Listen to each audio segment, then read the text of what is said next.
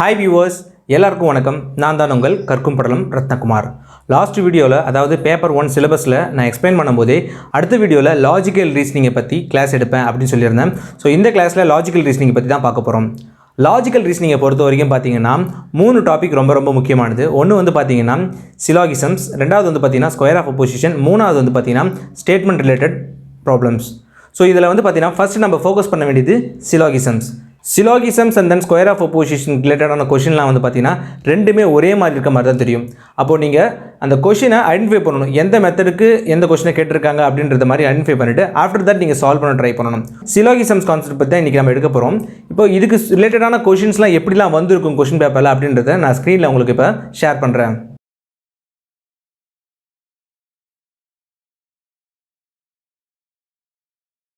ஸ்க்ரீனில் ஷேர் பண்ண கொஷின்லாம் பார்த்துருப்பீங்க. இது ரெண்டுமே வந்து பார்த்தீங்கன்னா ப்ரீவியஸ் இயர் கொஷின் பேப்பர்லேருந்து எடுத்தது. இதில் இன்னொரு விஷயம் என்னென்னு பார்த்தீங்கன்னா சிலாகிசம்ஸை வந்து நீங்கள் சால்வ் பண்ணும்போது ஒரு விஷயத்தை மட்டும் நோட் பண்ணிக்கணும். சிலாகிசம் சால்வ் பண்ணும்போது ரிமெம்பர் பண்ண வேண்டிய விஷயம் என்னென்னா அந்த கொஷினை படிக்கும்போது அந்த கொஷினுக்கு உண்டான மீனிங்கை நீங்கள் இன்டரப்ட் பண்ணவே கூடாது. நீங்கள் என்ன பண்ணணும்னா சிலாகிசம்ன்றது ஒரு கான்செப்ட், அதில் கொடுத்துருக்க வேர்டை தான் நீங்கள் வந்து மீன் பண்ணணும் தவிர்த்து அதனோட சென்டென்ஸோட மீனிங்கோ அதெல்லாம் நீங்கள் பார்த்தீங்கன்னா உங்களால் வந்து ஆன்சரை கண்டுபிடிக்கிறது ரொம்ப கஷ்டமாகவும் கண்டிப்பாக தப்பான ஆன்சர் தான் நீங்கள் வந்து செலக்ட் பண்ணுவீங்க. சிலாகிசம் ப்ராப்ளம்ஸ்லாம் எப்படி இருக்குன்னு பார்த்தாச்சு. இப்போ சால்வ் பண்ணுறதுக்கு முன்னாடி நம்ம என்ன பண்ணணும்னா கான்செப்ட்லாம் கொஞ்சம் தெரிஞ்சு வச்சுக்கணும். கான்செப்ட் தெரிஞ்சால் மட்டும் தான் நம்மளால் ஈஸியாக சால்வ் பண்ண முடியும். இப்போ நான் கொஸ்டின் ஒன்று போஸ்ட் பண்ணுறேன், அதை உங்களால் சால்வ் பண்ண முடியுதான்னு பாருங்கள். கொஸ்டினை சால்வ் பண்ணியிருப்பீங்கன்னு நினைக்கிறேன். ஓகே ஃபைன், அந்த ஆன்சர் அப்படியே தனியாக எடுத்து வைங்க. இப்போ நம்ம கான்செப்ட்டை பார்ப்போம். ஒன்ஸ் நம்ம கான்செப்ட்லாம் பார்த்து முடிச்சதுக்கப்புறம் திருப்பி அந்த சம்ம சால்வ் பண்ண ட்ரை பண்ணுங்கள். மேபி நீங்கள் கரெக்டாக சூஸ் பண்ணியிருக்கலாம். அப்படி இல்லைனா வந்து இந்த வாட்டி சூஸ் பண்ணும்போது கரெக்டான மெத்தட் பிக் பண்ணி கரெக்டான ஆன்சரை கண்டுபிடிக்கிறதுக்கு ரொம்ப யூஸ்ஃபுல்லாக இருந்திருக்கும். சிலாகிசம்ஸை பொறுத்த வரைக்கும் பார்த்தீங்கன்னா நிறைய மெத்தட் இருக்குது சால்வ் பண்ணுறதுக்கு. பட் ஆனால் வந்து பார்த்தீங்கன்னா வென் டயக்ராம் மெத்தட் தான் ரொம்ப ஈஸியாக இருக்கும் சிலாகிசம் ப்ராப்ளத்தை சால்வ் பண்ணுறதுக்கு. இப்போ நம்ம அந்த 4 ஸ்டேட்மெண்ட்டும் அதுக்குண்டான வென் டயக்ராமையும் பார்ப்போம். சிலாகிசம்ஸை பொறுத்த வரைக்கும் நான் சொன்ன அந்த 4 ஸ்டேட்மெண்ட் தான். First statement universal affirmative statement, second statement வந்து பார்த்தீங்கன்னா universal negative statement, third statement வந்து particular affirmative statement, fourth statement வந்து பார்த்தீங்கன்னா பர்டிகுலர் நெகட்டிவ் ஸ்டேட்மெண்ட். ஓகே, இந்த 4 ஸ்டேட்மெண்ட்டுக்கும் இந்த 4 ஸ்டேட்மெண்ட் ரிலேட்டடான ஸ்டேட்மெண்ட் எப்படி இருக்கும் பார்த்தீங்கன்னா கொஸ்டினில் யூனிவர்சல் அஃபர்மேட்டிவ்னா ஆல் ஏ ஆர் பின்னு இருப்பாங்க, universal negative no A are பின்னு சொல்லியிருப்பாங்க. தென் பர்டிகுலர் அஃபர்மேட்டிவ்ல வந்து சம் ஏ ஆர் பின்னு சொல்லுவாங்க, particular negative some A are not பின்னு கொடுத்துருப்பாங்க. இப்போ அஃபர்மேட்டிவ்க்கும் நெகட்டிவ்க்கும் வித்தியாசம் பார்த்தீங்கன்னா இதில் இருக்குது இதில் இல்லை அப்படின்ற மாதிரி மென்ஷன் பண்ணியிருப்பாங்க.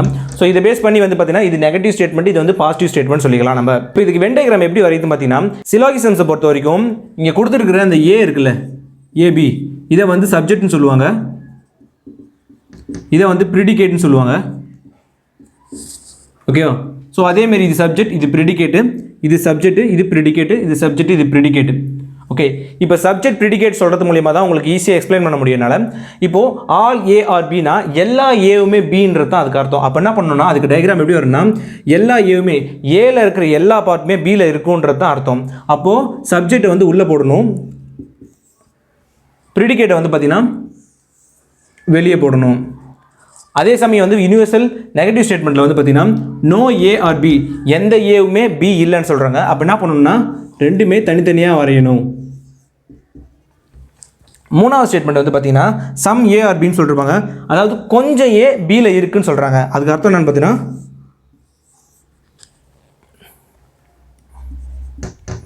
கொஞ்சம் ஏ பியில் இருக்குது, அதாவது இந்த ஸ்டேட்மெண்ட் என்ன சொல்லுதோ அதுக்கேற்ற மாதிரி தான் டயக்ராம் வரையணும் தவிர்த்து இந்த ஸ்டேட்மெண்ட்டில் சொல்லாத விஷயத்தில் நம்ம டயக்ராம்லாம் வரையக்கூடாது.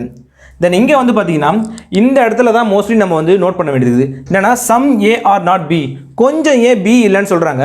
அதனால் நம்ம என்ன பண்ணலாம்னா கொஞ்சம் ஏ பியில் இருக்குன்னு அர்த்தமானு கேட்டிங்கன்னா அது உங்களோட இமேஜினேஷன். இங்கே என்ன கொடுத்துருக்காங்க சில ஏ பியில் இல்லை, இதுக்கு 2 விதமாக டயக்ராம் வரலாம். ஒன்று வந்து பார்த்தீங்கன்னா இப்படியும் வரையலாம், இதில் வந்து பார்த்தீங்கன்னா ஏ பார்ட்லாம் இல்லாத மாதிரி இருக்கும். உங்கள் இமேஜினேட்டிவ் படி பார்த்தீங்கன்னா இந்த நடுவில் இருக்கிற பார்ட் இருக்குல்ல, அந்த நடுவில் இருக்கிற பார்ட் வந்து ஏலாம் பி பிலாங்ஸ் டு இந்த ஸ்டேட்மெண்ட் குறிக்கிற மாதிரி இருக்கும். ஆனால் நம்மளுக்கு கொஸ்டின் கொடுத்தது என்னது சம் ஏ ஆர் நாட் பினா ஏ வந்து பியில் இல்லை. ஆனால் இதுக்கு இன்னொன்று பார்த்தீங்கன்னா இப்படியும் வரையலாம். எப்படி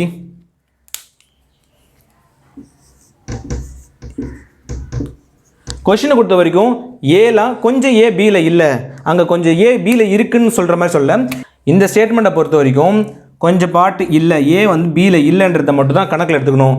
இமேஜினேஷனில் கொஞ்சம் ஏ வந்து பியில் இல்லைன்னா அப்போ கொஞ்சம் இருக்கா அப்படின்றது இருக்குல்ல, அந்த விஷயத்தை மட்டும் கன்சிடரே பண்ணக்கூடாது. இதுதான் முக்கியமான விஷயமே. சிலாஜிசம்ஸில் நம்ம வந்து சால்வ் பண்ணும்போது இந்த விஷயத்தை மட்டும் ஃபோக்கஸ் பண்ணிட்டீங்கன்னா ஆல்மோஸ்ட் எல்லா கான்செப்ட்டுமே உங்களால் ஈஸியாக சால்வ் பண்ண முடியும். இப்போ நம்ம வந்து 4 ஸ்டேட்மெண்ட் பார்த்தோம். 4 ஸ்டேட்மெண்ட்டுக்கு உண்டான வென் டயக்ராம் எப்படி வரையுதுன்னு பார்த்துட்டோம். ஸோ இது மூலிமா இதுலேருந்து கன்க்ளூஷன் நம்ம எப்படி வரையிறது. ஓகே, இப்போ வந்து பார்த்தீங்கன்னா இப்போ யூனிவர்சல் அஃபர்மேட்டிவ் ஸ்டேட்மெண்ட் வந்து கொஸ்டினில் கொடுத்துட்டாங்க. கன்க்ளூஷனில் யூனிவர்சல் அஃபர்மேட்டிவ் கொடுக்குறாங்க அப்படின்னா அது எதை அக்செப்ட் பண்ணும். ஃபார் எக்ஸாம்பிள் வந்து பார்த்தீங்கன்னா இந்த கான்செப்ட் நல்லா ஞாபகம் வச்சுக்கங்க.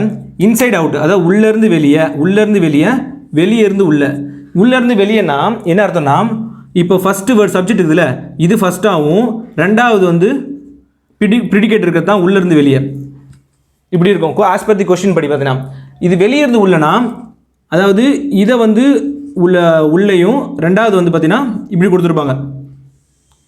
இதை ஃபஸ்ட்டாகவும் இதை செகண்டாகவும் கொடுத்துருப்பாங்க. அதாவது இது சப்ஜெக்டில் வந்திருக்கும், இது ப்ரிடிகேட்டில் வந்திருக்கும். இங்கே வந்து பார்த்தீங்கன்னா உள்ளேருந்து வெளியினா ஏ வந்து சப்ஜெக்டாகவும் பி வந்து ப்ரிடிகேட்டாகவும் கொடுத்துருப்பாங்க. ஸோ இதை மட்டும் இந்த கான்செப்ட் மட்டும் ஞாபகம் வச்சுக்கங்க. இந்த கான்செப்ட் ஞாபகம் வச்சுட்டிங்கன்னா உங்களால் ஈஸியாக சால்வ் பண்ண முடியும். எப்படின்னா ஃபஸ்ட்டு அதுக்கு நான் வந்து கான்செப்டை சொல்லிடுறேன். இதுதான் ப்ராப்ளம். இந்த ப்ராப்ளத்தை நம்ம வந்து சால்வ் பண்ணுவோம் அந்த மெத்தடை யூஸ் பண்ணி. இந்த ப்ராப்ளத்தில் ஃபஸ்ட்டு ஸ்டேட்மெண்ட் என்ன பண்ணணும், ஸ்டேட்மெண்ட்டை ஃபஸ்ட்டு டயக்ராமாக கன்வெர்ட் பண்ணணும். ஒன் ஸ்டேட்மெண்ட்டை டயக்ராமாக கன்வெர்ட் பண்ணதுக்கப்புறம் அந்த டயக்ராமை யூஸ் பண்ணி கன்க்ளூஷனில் இருக்கிறதுலாம் வந்து அது சாட்டிஸ்ஃபைடாக இல்லையான்னு பார்க்கணும். இன்கேஸ் வந்து கன்க்ளூஷனில் இருக்கிறது சாட்டிஸ்ஃபைடாக இல்லைனா அந்த கன்க்ளூஷனை ராங் பண்ணிகிட்டே வரணும். அப்போ தான் வந்து பார்த்திங்கன்னா நம்மளுக்கு கொடுக்குற ஆன்சரை வந்து ஈஸியாக பிக் பண்ண முடியும். இதுக்கு ஆன்சர் எப்படி கொடுத்துருப்பாங்கன்னா ஆப்ஷன் கீழே பார்த்தீங்கன்னா கோடட் மாதிரி தான் கொடுத்துருப்பாங்க.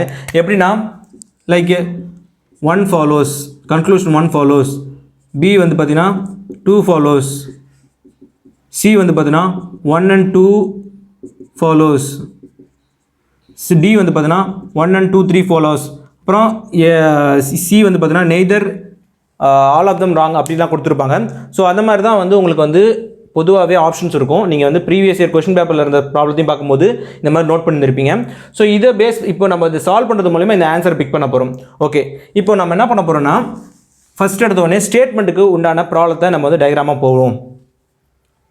ஃபஸ்ட்டு ஸ்டேட்மெண்ட்டை வந்து டயக்ராமாக கன்வெர்ட் பண்ணுவோம். ஆஃப்டர் தட் நம்ம வந்து அதை கன்க்ளூஷனுக்கு கம்பேர் பண்ணி நம்ம ஆன்சரை கண்டுபிடிப்போம். ஸ்டேட்மெண்ட் என்னன்னு பார்த்தீங்கன்னா all Tux are pigeon. All Tux R பீஜன்னா already சொன்ன போனேன், இது வந்து யூனிவர்சல் அஃபர்மேட்டிவ் ஸ்டேட்மெண்ட். ஆல் இருக்கிறதுனால சப்ஜெக்ட் உள்ளேயும் ப்ரிடிகேட் வந்து பார்த்தீங்கன்னா வெளியே இருக்கணும். ஸோ டக்ஸ் வந்து பார்த்தீங்கன்னா இங்கே டக்ஸு, அடுத்து வந்து பார்த்தீங்கன்னா பீஜியன், இது வெளியும் போட்டுட்டேன். இது வந்து ஃபர்ஸ்ட் ஸ்டேட்மெண்ட் கூட வந்துச்சு.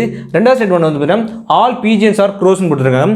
பீஜியன் வந்து ஆல் சொல்லிக்கிறதுனால பீஜியன் வந்து சப்ஜெக்ட் உள்ளே இருக்கணும், க்ரோஸ் வந்து வெளியே இருக்கணும். இப்போ ப்ரீஜியன் ஆர்கனே வந்துருக்கும், அப்போ க்ரோஸ் வந்து வெளியில் இருக்க மாதிரி ஒரு டயக்ராம் போட்டிருக்கேன். ப்ராப்ளத்தை வென் டயக்ராமாக மாற்றியாச்சு. இப்போ நம்ம என்ன பண்ணணும், இந்த ஸ்டேட்மெண்ட்டை வந்து இது கூட கம்பேர் பண்ணணும். நான் ஒன்று சொல்லியிருந்தேன், என்னென்னு பார்த்தீங்கன்னா உள்ளேருந்து வெளியே, வெளியேருந்து உள்ளே, அதை மட்டும் ஞாபகம் வச்சுங்க. உள்ளேருந்து வெளியே என்னென்னு அர்த்தம்னா, இப்போ உள்ளேருந்து வெளியே வச்சுக்கலாம். இப்போ உதாரணத்துக்கு நான் என்ன பண்ணுறேன், இது எல்லாமே ஒரே இதில் போய்டுறேன். எப்படின்னா இந்த க்ரோஸ் இங்கே அடிச்சுட்டு இங்கே போடுறேன். ஸோ அதனால தான் உள்ளேருந்து வெளியேனா உங்களுக்கு புரியும். உள்ளேருந்து இப்போ வெளியே போகுதுன்னா என்ன பண்ணால், எந்த வேர்டு ஆனாலும் ஃபஸ்ட்டு டக் இருக்கும், அதுக்கப்புறம் வந்து இந்த ரெண்டு சென்டென்ஸையும் கேரி ஓவர் பண்ணுற மாதிரி இருக்கும். இல்லை பிஜிஎன்னு உள்ளே, அடுத்து க்ரோ வெளியே இருக்கும். இது வந்து உள்ளேருந்து வெளியே, அதாவது ஃபஸ்ட் எடுத்தோடனே சப்ஜெக்டாக மாதிரி உள்ளே இருக்கிற ஐட்டம் வந்து சப்ஜெக்டாக இருக்கணும், வெளியே இருக்கிற ஐட்டம் வந்து ப்ரிடிகேட்டாக இருக்கணும். இது உள்ளேருந்து வெளியே.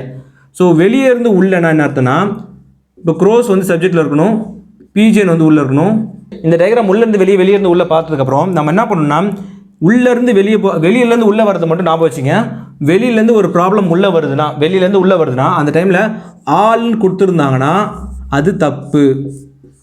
ஆல்னு கொடுத்துருந்தாங்கன்னா அது தப்பு. For example all crows are pigeon கொடுத்துருந்தாங்கன்னா அந்த ஸ்டேட்மெண்ட் தப்பு. அதாவது வெளியிலேருந்து உள்ளே வரும்போது ஆல் கொடுத்துருந்தாங்கன்னா தப்பு.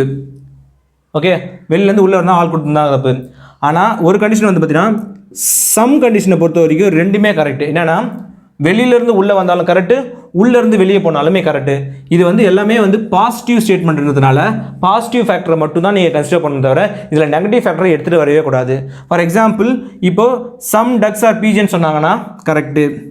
இது உள்ளேருந்து வெளியே போனாலும் சரி, வெளியிலேருந்து உள்ளே வந்தாலும் சரி, ரெண்டுமே correct. For example some ducks are pigeon, இதே இடத்துல வந்து பார்த்தீங்கன்னா சம் க்ரோஸ் ஆர் பீஜன் கொடுத்துருந்தாங்கன்னா அந்த ஸ்டேட்மெண்ட்டும் கரெக்டு தான்.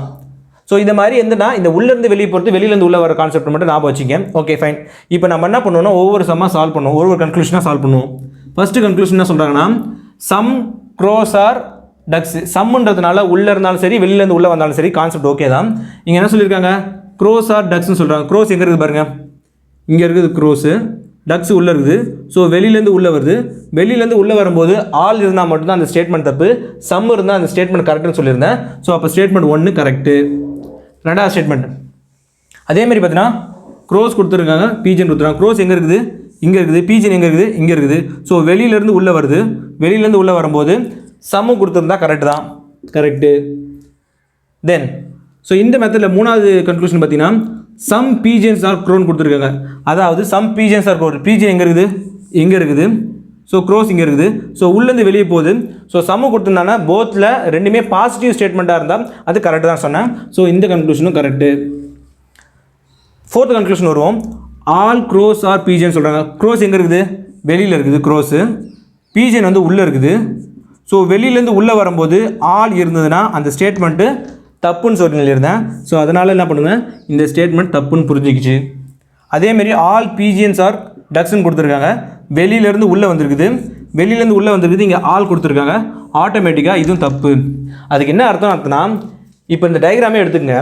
இந்த டயக்ராமில் வந்து எல்லா பீஜினும் டக்ஸ்ன்னு சொல்லியிருக்காங்க. எல்லா பீஜனும் எப்படி டக்ஸ் இருக்கும், பீஜனுக்குள்ளே தான் டக்ஸ் இருக்குது. அதுவும் கொஞ்சம் பார்ட் தான் அது கேரி பண்ணியிருக்குது. ரிமைனிங் பார்ட்லாம் அது கேரி பண்ணல. அப்போ எப்படி எல்லா பீஜனும் டக்ஸ் ஆகும், இப்படி சிம்பிளாக நம்ம அண்டர்ஸ்டாண்ட் பண்ணிட்டாலே முடியும். நான் ஏன் இதை வந்து இந்த கான்செப்டோட இன்சைட் அவுட் சொன்னேன்னா, நீங்கள் இந்த மாதிரி படித்து புரிஞ்சு நீங்கள் போடும்போது நிறைய விஷயத்தில் தப்பு பண்ணுவீங்க. இப்போ நான் வந்து எல்லா பீஜனும் தப்புன்னு நான் சொல்லிட்டேன்னா உங்களுக்கு வந்து புரியும். இப்போ ஃபார் எக்ஸாம்பிள் கொஷினில் வந்து பார்த்தீங்கன்னா, இப்போ இந்த கொஸ்டின் எடுத்துக்கலாம். சம் பீஜன்ஸ் ஆர் நாட் டக்ஸ்ன்னு கொடுத்துருக்காங்கன்னு வச்சுக்கேன். ஆமாம், கொஞ்சம் டக்ஸ் பீஜன் வந்து டக்ஸ் இல்லை தான் கொடுத்துருக்காங்க. அப்போ கரெக்ட் தானே அப்படின்னு பார்த்தீங்கன்னா, இதில் என்னென்னா இதில் வெறும் பாசிட்டிவ் ஸ்டேட்மெண்ட்டை பற்றி மட்டும் தான் சொல்லியிருக்காங்கன்னா, அப்போ நம்ம இமேஜினேஷனில் இப்போ நம்ம முன்னாடி சொன்னல கொஞ்சம் டக்ஸ் வந்தால் இருக்குது, பீஜன் எப்படி எல்லாமே வரும் அப்படின்ற மாதிரி இந்த ஸ்டேட்மெண்ட் வந்து படித்து புரிஞ்சு இது தப்புன்னு சொன்னோம். அதேமாதிரி இதையும் படித்து புரிஞ்சுட்டு இது தப்புன்னு சொல்லலாம்ல, ஆனால் சொல்ல முடியாது. ஏன்னு பார்த்தீங்கன்னா இதில் வந்து பார்த்தீங்கன்னா நெகட்டிவ் ஸ்டேட்மெண்ட் இருக்குது. நம்ம நெகட்டிவ் ஸ்டேட்மெண்ட் பற்றி சொல்லவே இல்லை. அப்போ இது வந்து பார்த்தீங்கன்னா பாசிபிலிட்டிஸ் இருக்குது. டெஃபினட்டாக கொஷினில் என்ன இருக்குது, கொஷின் பேஸ் பண்ணி தான் நம்ம ஆன்சர் சொல்ல முடியும். கொஷினில் இருக்கிறத வச்சு நம்ம இமேஜினேஷன் பண்ணி நம்ம ஆன்சர் சொன்னோன்னா அந்த பாட்டு தப்பாகும். ஸோ இவ்வளோ தாங்க சிம்பிள் கான்செப்ட். இப்போ இந்த சம்மை பார்த்துருப்பீங்க. இதேமாதிரி நிறைய சம்ஸ் இருக்குது. அடுத்த வீடியோவில் நம்ம சம்ஸ் எல்லாம் சால்வ் பண்ணி பார்த்துட்டு அது மூலயமா தெரிஞ்சுக்கலாம். அடுத்த வீடியோவில் நான் என்ன பண்ணுறேன்னா, நான் ஏற்கனவே ஷேர் பண்ணல உங்களுக்கு அந்த யூஜிசி நெட்டும் plus TNSET exam question paper, அது ரெண்டுத்தையும் சால்வ் பண்ணி நம்ம வீடியோ பார்ப்போம். அது மட்டும் இல்லாமல் அடிஷ்னலாக இன்னும் 2-3 ப்ராப்ளத்தை பார்ப்போம். அது மூலிமா உங்களுக்கு ஒரு கிளாரிஃபிகேஷன் கிடைக்கும். ஒன்ஸ் அது முடிச்சதுக்கப்புறம் வந்து நான் டெஸ்ட்டு வைக்கிறேன். அந்த டெஸ்ட்டை நீங்கள் வந்து ரைட் பண்ண ட்ரை பண்ணுங்கள். டெஸ்ட்டை பொறுத்த வரைக்கும் பார்த்தீங்கன்னா கரெக்டாக 10 நிமிஷம் 10 கொஷின் இருக்கும். ஒரு கொஷினுக்கு 1 நிமிஷம் நீங்கள் டைம் ஸ்பெண்ட் பண்ணணும். அதுக்கு ஆன்சர்லாம் நீங்கள் கீழே கமெண்ட்டில் பண்ண முடியாது. ஏன்னா அந்த வீடியோவில் கமெண்ட்டை டிசேபிள் பண்ணியிருப்பேன். உங்களுக்கு ஏதாவது டவுட் இருந்ததுன்னா ஆல்ரெடி நான் வந்து டெலிகிராம் குரூப் நான் ஓப்பன் பண்ணிட்டேன். அதில் ஜாயின் பண்ணிக்கங்க. அதில் உங்கள் டவுட்டை கேளுங்க. Until this is bye from Ratnakumar. Thank you.